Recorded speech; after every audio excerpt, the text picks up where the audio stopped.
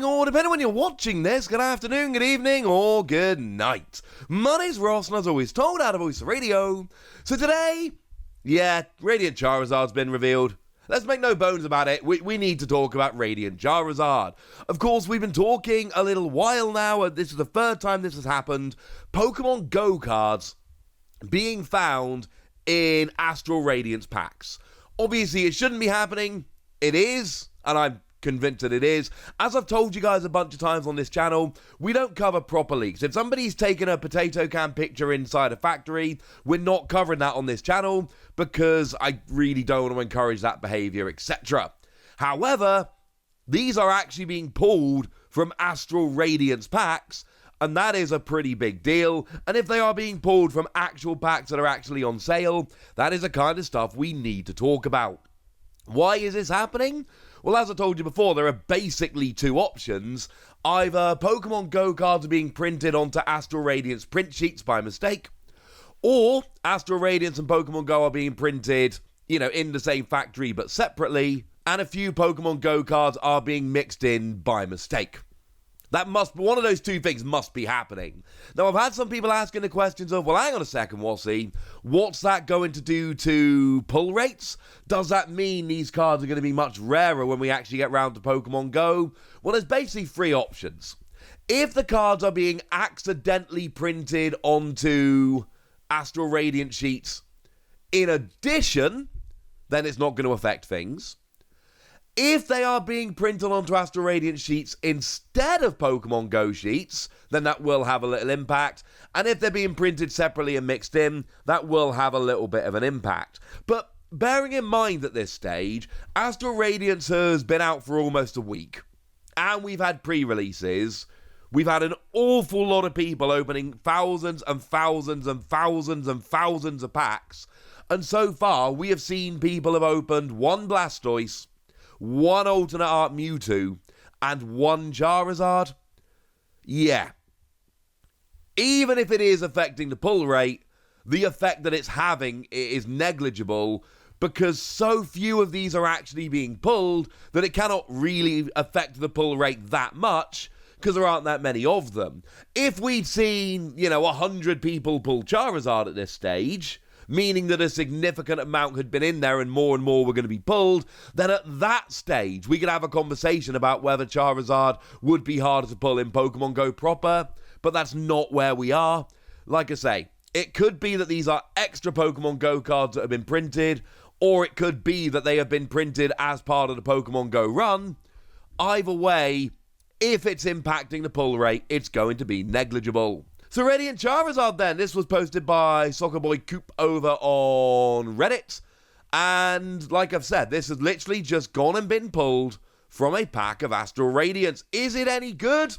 Well, we got 160 HP, which is, it's about right, honestly. These Stage 2 Pokemon, these Radiant Pokemon, this is about right. It is 10 more than Blastoise had, so, that's quite nice. It is high. And we've got an ability that says, this Pokemon's attacks cost 1 colourless energy less for each prize card your opponent has taken. And we can already see the attack is fire and 4 colourless energy. What that means is, when your opponent goes down to 4 prize cards taken, 2 remaining, this is a single fire energy attack. Now, it is important to note the attack costs are reduced by colourless energy, and there is a fire energy cost in there, so this attack never gets free. But it can be a single fire energy. And what do you do for that single fire energy? 250 damage, and during your next turn, this Pokemon can't use the attack. I should say the other picture has been gotten from Josh Rex over on Twitter. So, yeah. That ends up being quite good. And by quite good, I mean very good. 250 damage for a fire energy is nuts. Bearing in mind, Choice Belt is a thing right now, and Choice Belt will put this up to 280, and we've not seen Pokemon V-Star that are above 280. Stuff like Arceus gets up to 280, but nothing gets above. I will say V-Maxes are a different issue, because even if you added Radiant Hawlucha, you'd only be at 310, which would not get all of them. And at this stage, I'm sure most of you are realizing you can't play Radiant Hawlucha and Radiant Charizard in the same deck. because you can only have one Radiant Pokemon of any description in your deck, which is actually really important. We'll circle back to that in a moment. But the fact of the matter is, you've got a card here that can be single energy, 250 damage while having 160 HP and only giving up one prize. That's good. By any measure, that's good. The fact that your opponent goes down to 4 prizes remaining and you can instantly go ahead and deal 280 damage with a choice belt, basically, without a choice belt, you're one-hit KOing any Pokemon V. With a choice belt, you're one-hit KOing any Pokemon V-Star. And sure, we do need to bear in mind that this is the only Radiant Pokemon in your deck and your opponent's got to have taken 4 prizes, etc. I get all of that. But the fact of the matter is, by the time you get to the late game, this ends up as a single energy, one-hit KO on a 2-prize Pokemon, on a single-prize Pokemon. That is nuts. Here's the issue, and it is a big issue. You can only have one Radiant Pokemon in your deck. I feel pretty confident that if this was not a Radiant Pokemon, or if this wasn't limited to one of any type in your deck, I feel pretty confident we would see this in any deck that could play Fire Energy or something that could count as Fire Energy. Why would you not? Like, genuinely, why would you not just play this? It would be a 1-card deck. It would be 1 space in your deck, and you'd get to the late game and have a single energy KO on Pokemon V and V-Star. Who wouldn't be playing this? The thing is, it is a Radiant Pokemon. And you are limited to one of any kind of Radiant Pokemon in your deck, and that's where we run into problems. You've got Radiant Heatran that can deal 70 damage for each damage counter on this Pokemon. Although, to be clear, I would play this over Radiant Heatran in any fire deck. We've got Radiant Greninja. And Radiant Greninja's got the whole discard an energy, draw 2 cards. It's the best one around. We've got Radiant Hawlucha that does an extra 30 damage to your opponent's active Pokemon VMAX.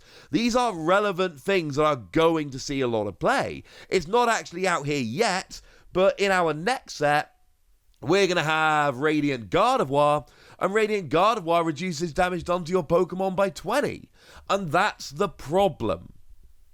We've got good Radiant Pokemon, and they're limited to 1 copy in our deck. I love Radiant Charizard. I think it is a legit card. But I also think it's only if you're playing Fire Energy or something that could count as Fire Energy. And it's only in the kind of late game that it becomes really good. And that's where we run into a little bit of a problem.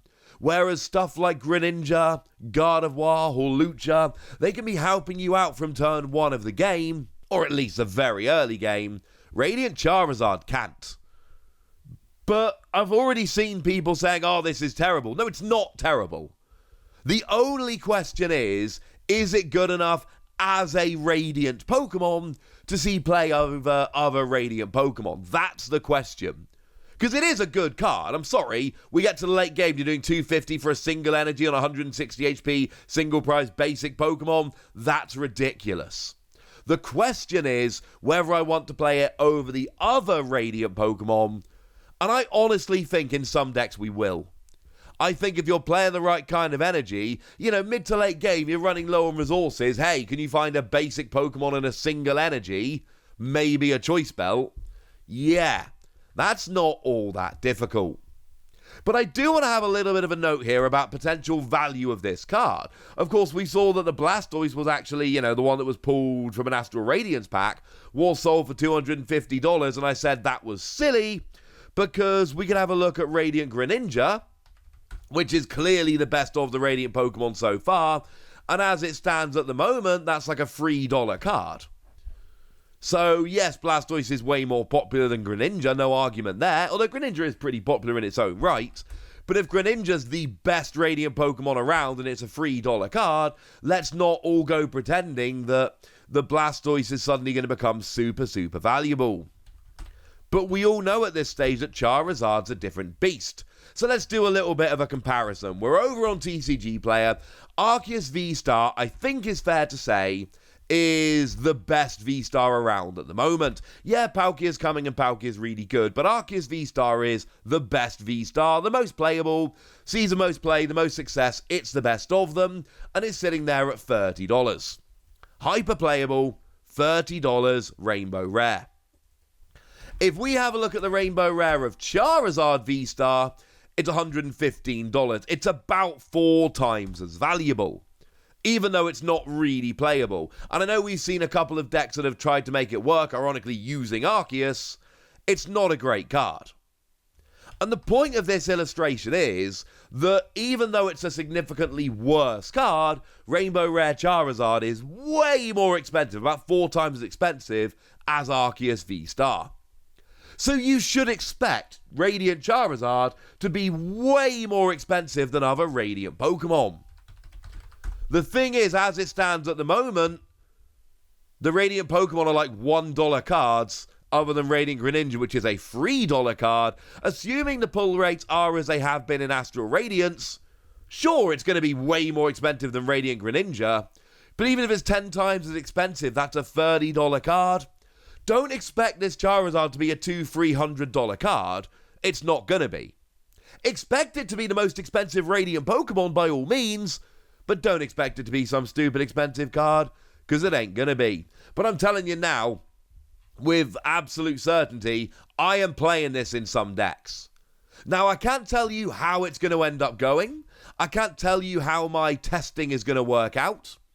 All I can tell you is that I feel very, very confident that I am going to be having a play around with this, that I'm going to be testing this in some decks, and I think there is a lot of potential here. But I want to know what you think.